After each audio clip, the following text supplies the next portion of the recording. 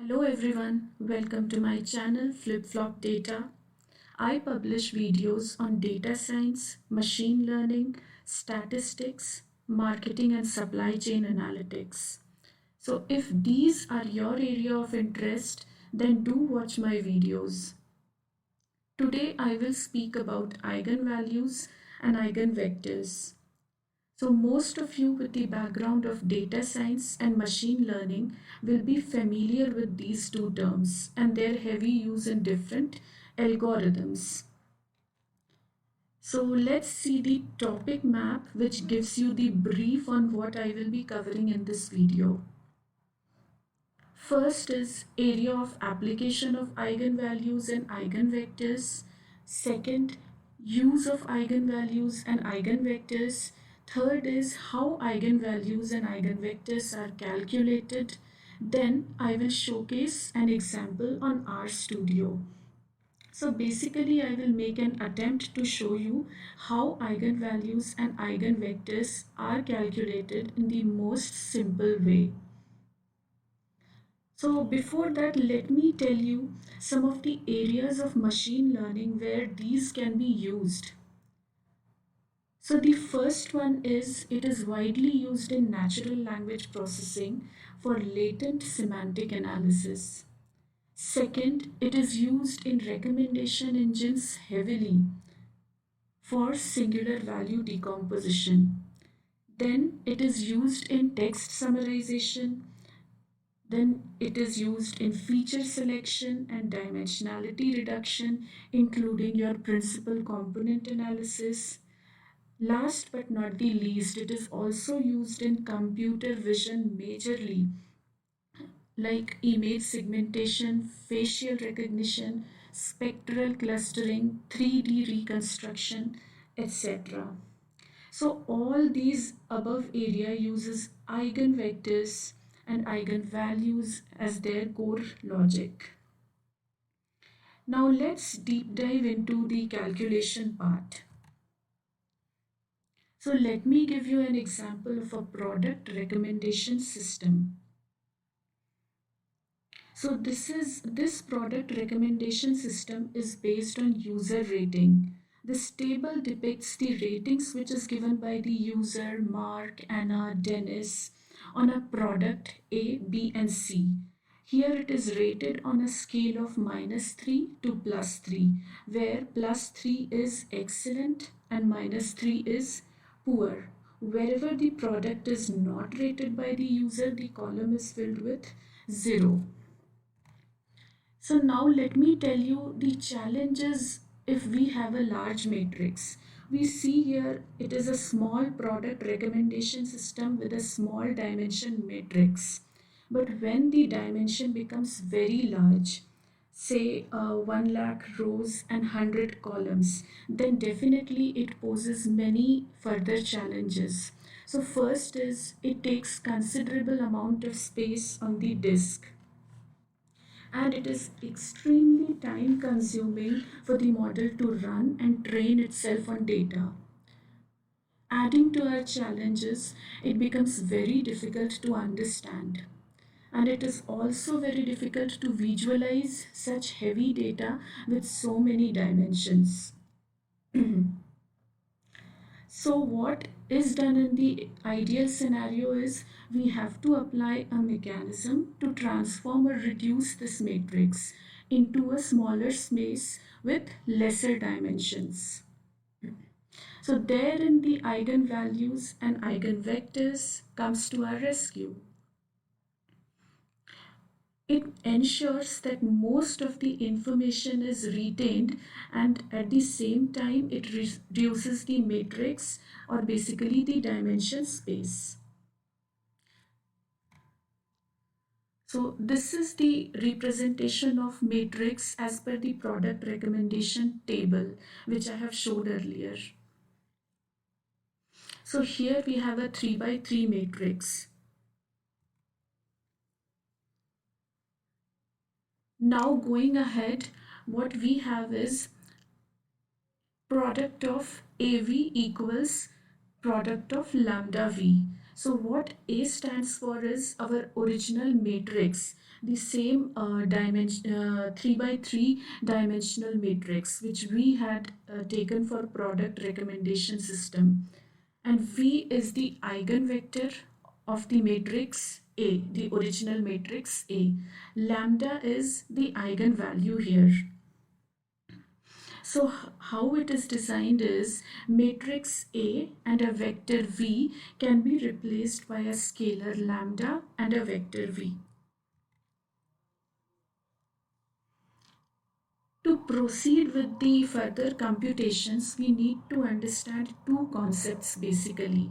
First is determinant of a matrix and the second is identity matrix. So determinant of a matrix, what exactly we do in this? What we do is we multiply the diagonal elements by each other and then subtract them together. So let me show you how. So let us consider a matrix, 3 by 3 matrix.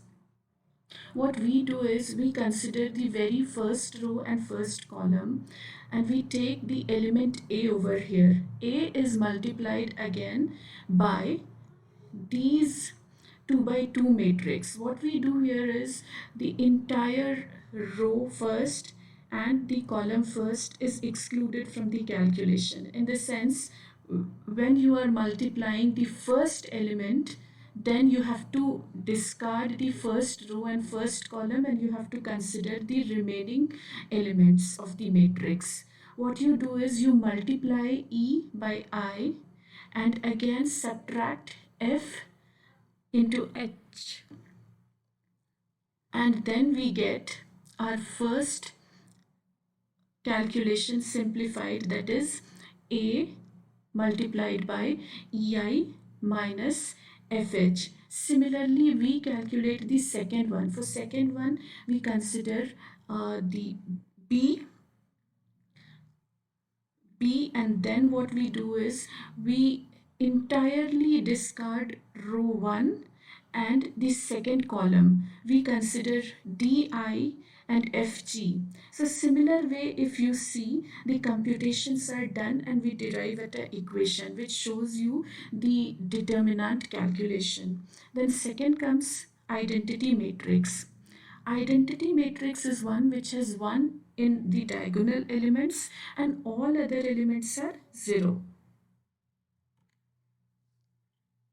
So going ahead with the computations, as I already told you, product of AV equals lambda V. It can also be represented as AV minus lambda V equals 0. That is A minus lambda multiplied by I becomes 0. So this subsequently gives us determinant of A minus lambda multiplied by I equals 0.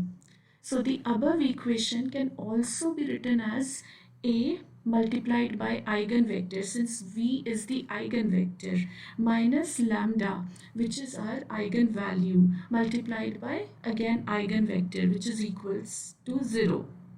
So now going further, how do we do the calculation? We take the original matrix A and we subtract lambda multiplied by the identity matrix from it. So when we do further computations, we derive at this matrix.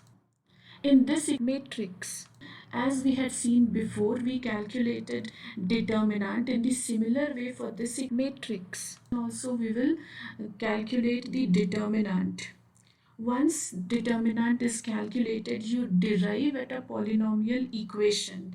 So our polynomial equation is lambda cube minus 2 lambda square minus lambda plus 2 equals 0. Now that same equation is factored to find out the eigenvalues. It means that same polynomial equation is represented as factors. And when we solve this, we get lambda equals 1, lambda equals 2 and lambda equals minus 1. So all these three values are basically the eigenvalues. So now going ahead with further computations. So what we see over here is we take this equation wherein we have to substitute lambda value. Here we will take one lambda value for our calculation. So what we have done is we have taken lambda equals 2. So let us substitute 2 in place of lambda in the matrix. What we derive at is this final matrix. Now what we follow is there is a tactic which we use, that is Gaussian elimination method. So this Gaussian elimination method basically reduces the matrix. We perform certain computations to reduce the matrix, like subtracting row 1 from row 2, then adding row 2 to row 3, then again multiplying row 2 by -1. So all these steps are being done to reduce the matrix. So if you see matrix over here, it is simplified with row 3 entirely being 0. So how we represent this? All the column 1 are lambda 1 values, column 2 are lambda 2, column 3 is lambda 3. So how we put the equation? Lambda 1 minus lambda 3 equals 0. See, I am representing it here, which gives you lambda 1 equals lambda 3. Then again second one, this is lambda 2. Lambda 2 minus 3 lambda 3 equals 0, which gives you lambda 2 equals 3 lambda 3. So now what we do is we represent this eigenvector associated with lambda equals 2. It is represented as lambda 3 lambda, since this is lambda 1 which is lambda, and we have lambda 1 equals lambda 3, so it becomes lambda again here, and lambda 2 is 3 lambda 3. So what lambda 2 stands for is 3 lambda. So when we do it for lambda equals 2, we get value as 262. So now what exactly is done for calculating eigenvectors?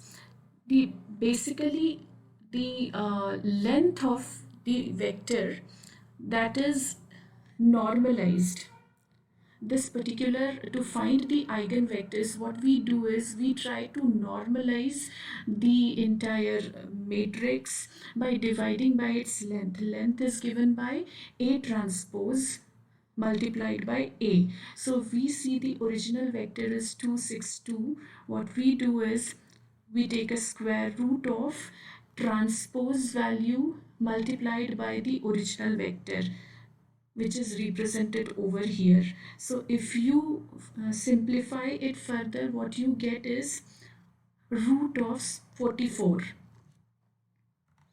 So finally you divide each element of this vector by 6.6332, and what you get is this vector. So this is our first eigenvector, which is corresponding to lambda equals 2. So similarly, you can calculate lambda eigenvectors for the other two eigenvalues. That means lambda equals 1 and lambda equals -1. So what I will be doing now is I will be showing you these same example in the R Studio. So I'm reading that same matrix into R Studio. I'm just executing this. See, you get the same matrix. Then for calculating eigenvalue and eigenvector, we execute this. This gives you eigenvalues, which is 2, 1, -1, and the corresponding eigenvectors. So corresponding to 2, we have this eigenvector, which is very much similar to what we derived manually. See, there is some differences because of rounding off. Thank you for watching. I will see you all in my next video. Have a great day and don't forget to subscribe.